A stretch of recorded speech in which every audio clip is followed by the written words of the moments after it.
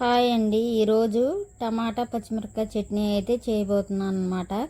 దానికోసం తీసుకున్న పచ్చిమిరపకాయలు, చింతపండు, టమాటాలు, కరివేపాకు వీటిని అయితే క్లీన్ చేసుకొని చక్కగా ముక్కలు అయితే కట్ చేసుకొని అయితే వేపుకుందాం రండి. టమాటా చట్నీ ఒకసారి ఇలా ట్రై చేయండి ఫ్రెండ్స్. టమాటాలు, పచ్చిమిరపకాయలు, చింతపండు, కరివేపాకు కలిపి చక్కగా వేపుకొని పచ్చడి చేయండి. చాలా అంటే చాలా టేస్ట్గా ఉంటుంది అన్నమాట. అన్నంలోకి కానీ, దోశల్లోకి కానీ, చపాతీల్లోకి కానీ సూపర్ ఉంటుంది అన్నమాట. నేను ఇప్పుడైతే ఎలా ప్రిపేర్ చేసుకోబోతున్నానో చూడండి ఫ్రెండ్స్.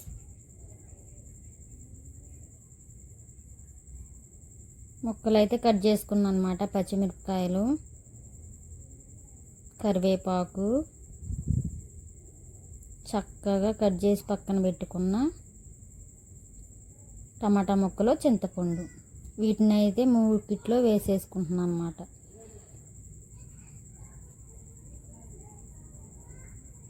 ఇవన్నీ కలిపి వేరు చేయకుండా కలిపే వేయించుకుంటే టేస్ట్ అనేది బాగుంటుంది అన్నమాట.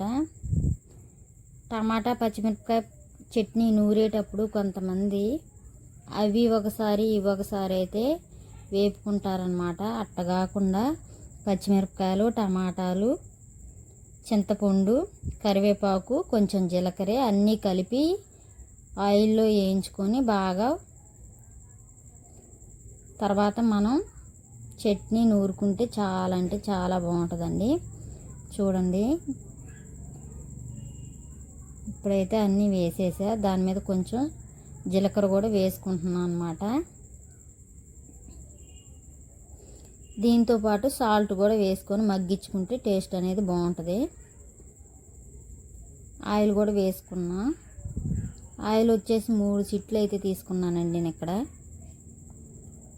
1/2 కేజీ టమాటాలు, 100 గ్రాముల పచ్చిమిరపకాయలు, మనకి నచ్చినంత కరివేపాకు, జీలకర్ర కూడా తగినంత. సాల్ట్ వేసుకున్న తర్వాత దానిపైన మూత పెట్టుకొని చక్కగా మనం గ్యాస్ వెలిగించుకొని చిన్నగా సిమ్లో పెట్టుకొని మగ్గించుకుందాం. టమాటా ముక్కలు, పచ్చిమిరపకాయ ముక్కలు అన్నీ కూడా మంచిగా మగ్గిపోతాయి అన్నమాట. ఒక 5 నిమిషాలు అయితే ఇలాగే మగ్గించుకుందాం ఫ్రెండ్స్.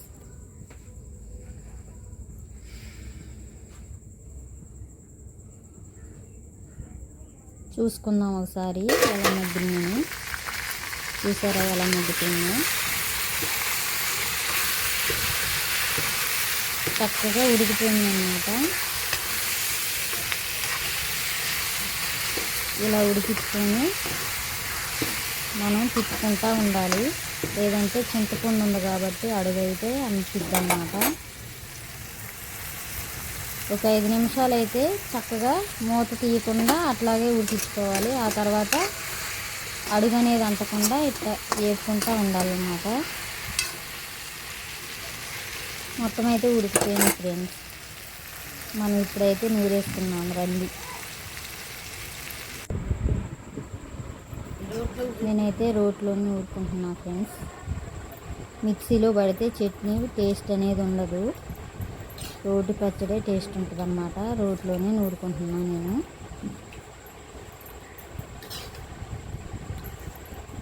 అన్నీ కలిపేసే నూరుకుంటున్నా ఫ్రెండ్స్. చూస్తున్నారు కదా, కలిపే వేయించుకున్నా కలిపే నూరుకుంటున్నాను అన్నమాట. ఒకసారి మీరు ఇలా ట్రై చేయండి ఫ్రెండ్స్. చాలా అంటే చాలా బాగుంటుంది. నేను చెప్తున్నాను కాదు, మీరు కూడా ఒకసారి ట్రై చేసి కామెంట్ రూపంలో నాకు తెలపండి ఫ్రెండ్స్. నా వీడియోస్ కనుక నచ్చినట్లయితే లైక్ చేయండి, షేర్ చేయండి, సబ్స్క్రైబ్ చేసుకోండి ఫ్రెండ్స్. చక్కగా ఇటు మెత్తగా నూరాలన్నమాట.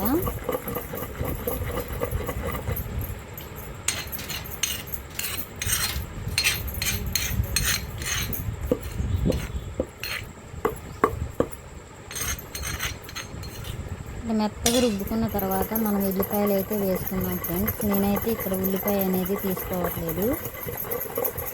నాకు ఇది 4-5 రోజుల దాకా అయితే వచ్చిద్దని చెప్పేసి నేనైతే ఎల్లిపాయ ఒకటే వేసుకుంటున్నాను అనమాట. సాల్ట్ కొంచెం తగ్గిందని చెప్పి సాల్ట్ వేసుకొని రుబ్బుకుంటున్నా ఫ్రెండ్స్. ఇప్పుడు దీన్ని అయితే చక్కగా పైకి అయితే తీసుకుందాం. వెల్లిపాయలు దంచుకోవడం కోసం అయితే నేనైతే చట్నీ పైకి అయితే తీసివేస్తున్నాను అనమాట.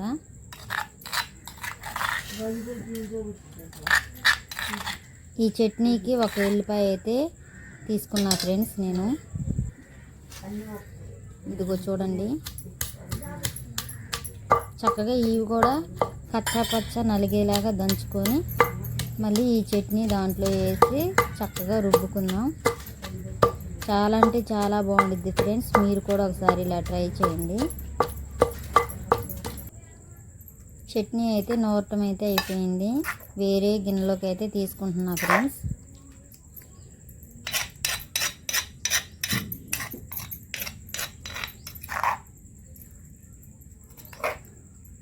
మనం అన్నంలోకైనా, దోశల్లోకైనా, చపాతీల్లోకైనా సూపర్ ఉండిద్ది ఫ్రెండ్స్. చూసారా ఎలా ఉందో? ఇప్పుడు నేను వచ్చేసి ఇక్కడ దోశ అయితే వేసుకుంటున్నాను అన్నమాట.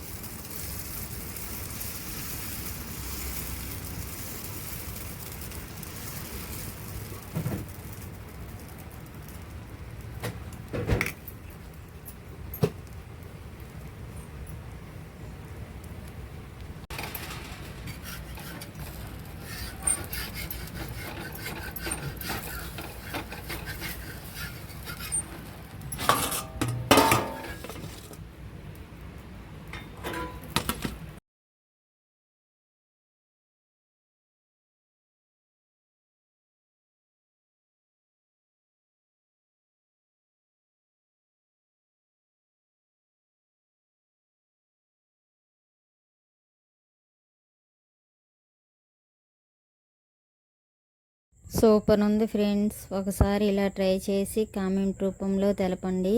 ఇంకో మంచి వీడియోతో మీ ముందు